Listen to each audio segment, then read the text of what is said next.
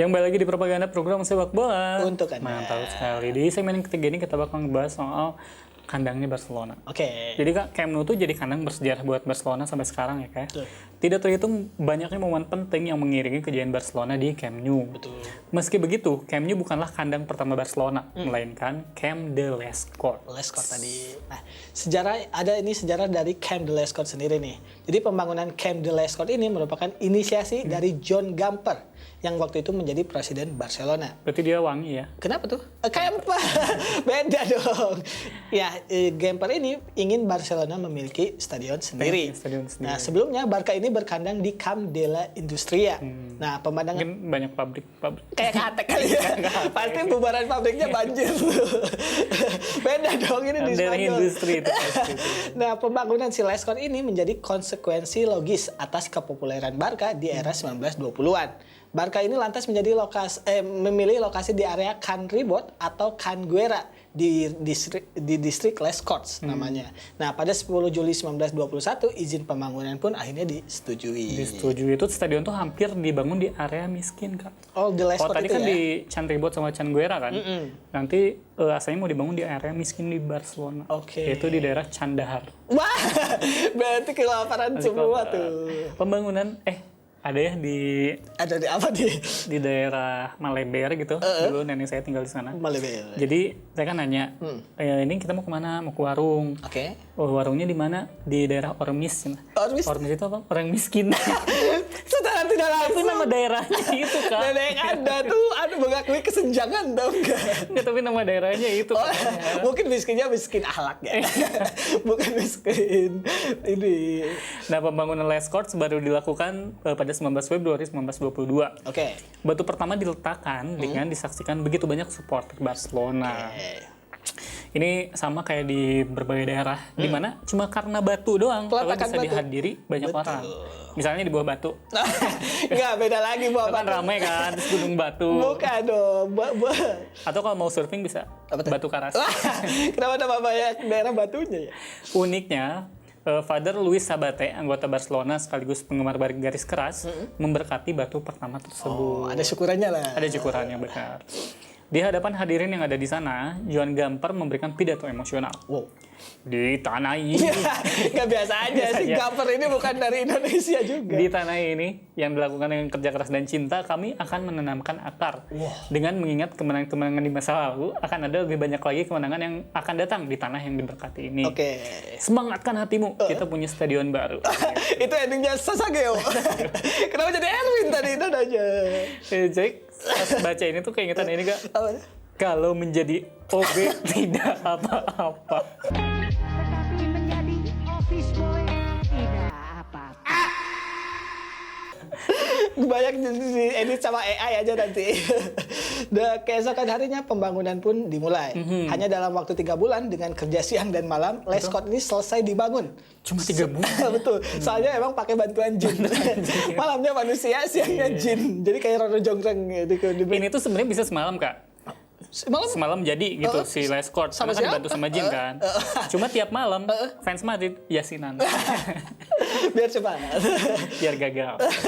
Nah, dengan kapasitas 22.000 penonton, Lescott ini resmi dibuka pada 20 Mei 1922. Laga pertama yang dimainkan di sini adalah antara FC Barcelona melawan Saint Mirren. Nah, baru setelah digunakan pada 13 Mei 1923, Lescott digunakan sebagai laga final Copa del Rey. Ini udah ganti lagi jadi Copa del Rey, bukan Copa di Golissimo. Sebelum tapi. Antara Athletic Bilbao melawan CE Eropa. Nah, lalu pada 21 Desember 1924, timnas Spanyol bahkan bermain di sini dalam laga menghadapi Austria. Jadi udah bersejarah banget gitu. Nah, dan Lescott ini menjadi saksi kejayaan Barcelona pada 2 era. Oke. Yang pertama ini pada 1920-an, di mana Barca dilatih sama Jack Greenwell dan dihuni pemain seperti Paulinho Alcantara, Sagi Barba, Ricardo Zamora, Josep Samitier, Felix Sesumega, dan Franz Platko. Nama-nama yang tidak akan Anda tahu. Tapi nanti si Samitier ini bakal muncul di episode kita akan besok bahas ya. Kita akan bahas. Dengan skuad seperti ini, Barca mendominasi Campionat de Catalunya dan dianggap sebagai salah satu klub top di Spanyol. Trofi La Liga pertama Barca pun hadir saat berkandang di Les Corts ini, Kak. Bersejarah. Nah, sayangnya Les Corts sempat ditutup nih pada 24 Juni 1925 selama 6 bulan.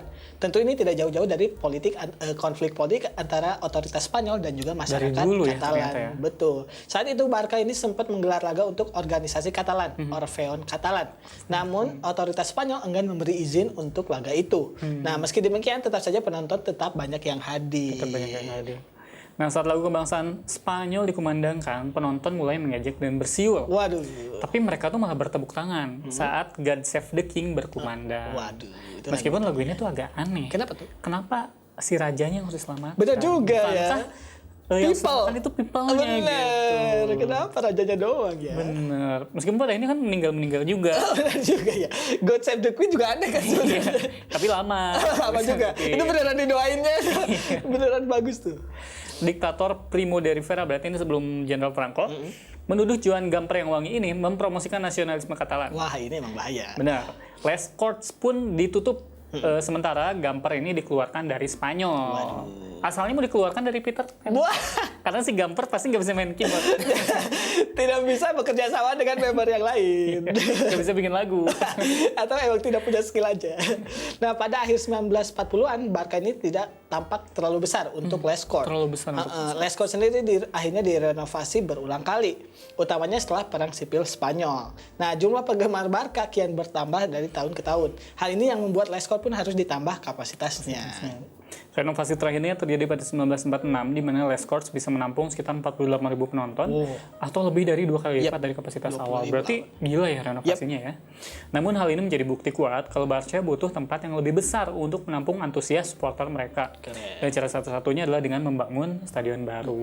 Ini ada cerita pada 1950, Barcelona sendiri memulai rencana pembangunan stadion baru atau Camp Nou yang kita kenal sekarang. Pada akhirnya Barca ini pindah ke Camp Nou pada 24 September 1957. Les Corts sendiri digunakan sebagai tempat latihan dan stadion buat tim B. Saat itu Presiden Barca Enrique Claudet merasa kalau Les Corts baiknya dijual saja. Nah, dan salah satu manfaatnya adalah menutupi utang Barca usai pembangunan Camp Nou. Jadi Camp Nou-nya waktu itu udunan warga kalau nggak salah. Jadi tetap rugi. Benar. Pada 4 Maret 1966, 9 tahun usai Camp Nou berdiri, Les Corts pun akhirnya diratakan. Dari ujung rambut sampai ujung kaki. Oke. Malah mandi wajib. Dari itu harus bersih. Akhirnya diratakan gitu ya si Les Corts ini. Tanahnya dijual dan di atas Les Corts dibangun taman serta fasilitas olahraga kayak lapang basket, lapang hoki, sampai kolam renang. Tentu ada kekhawatiran kalau stadion baru mungkin tidak akan menyaingi tuah atau berkah dari stadion lama. Magicnya gitu ya. Apalagi si Les Corts udah diberkati ya tadi. Namun semuanya terbantahkan. Betul. Karena di era 1990-an hingga saat ini, prestasi Barca tuh nggak pernah surut. Betul. Kan? Bahkan Camp Nou menjadi tempat legendaris bagi Barcelona yang menjadi salah satu klub paling jago di muka bumi. Yang saya sadari dari bermain seorang gamer gitu ya, dari Winning Eleven sampai sekarang, FIFA yang terbaru, pasti Camp Nou itu Camp jadi Nou pasti stadion default lah. Iya, benar. Yang mana berarti legendaris banget gitu. Yang ada di Konami kan. Betul. Karena kalau di FIFA nggak ada Camp Nou. Iya, Pak. Iya, nggak ada. Wah, aneh. Karena itu eksklusif untuk Konami. Atau emang FIFA itu berarti punyanya Madrid. Jadi nggak mau tuh ada stadion di Katalan. Aduh, menarik ya kayak bahasa kita soal sejarahnya El Clasico tadi, sampai juga pembahasannya soal Les Corts. Les Corts. Kandang Barca sebelum Camp Nou. Yang sekarang udah nggak ada. Yang sekarang udah nggak ada. Nah itu tadi pembahasannya. Buat Anda yang ketinggalan, Anda bisa mengaksesnya kalau nggak ada di YouTube channel, ke YouTube Liga Laga aja. Betul. Iya. Karena di channel sepi. Kenapa jadi bahas traffic? Ya udahlah. Pindahin lagi aja. Jangan lupa terus menyaksikan propaganda program sepuluh untuk Anda hanya di channel setiap hari Minggu pukul 7:30 malam. Saya Alika dan segenap tim bertugas undur diri. Wassalamualaikum warahmatullahi wabarakatuh. Salam olahraga. Salam kebebasan. Gimana?